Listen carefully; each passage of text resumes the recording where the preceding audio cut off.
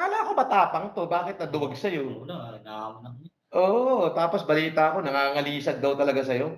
Ngayon, Ah, ah, ilalaban niya ako sa isang vlogger daw. oo. Laban niya daw ako dun, kalahating milyon daw 'pag nanalo.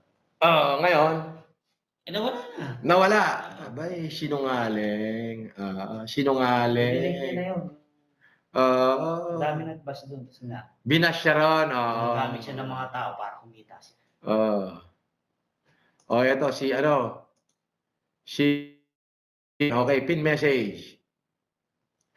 Sabi ni Stephen Salva, "Boss, good evening.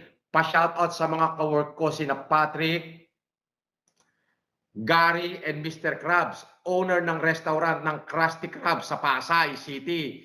'Pag nag-dine-in kayo dito ni Casper, may libre kayong king crab at lobster." Wow! Punta tayo. Puwede. Oo, oo, sige, sige, sige. Sa ano? Ano yan? Saan yan? Krusty Krab. I-search natin. Search natin, ha? Ipo-promote ko na 'to. Oo, andiyan pa naman yung mga tropa pits ko. Yung mga tropa natin, yung mga kaibigan natin. Krusty Krab, Pasay.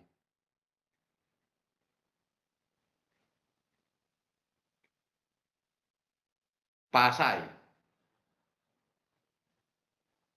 Wow! Krusty Krab Seafood Restaurant pala 'to.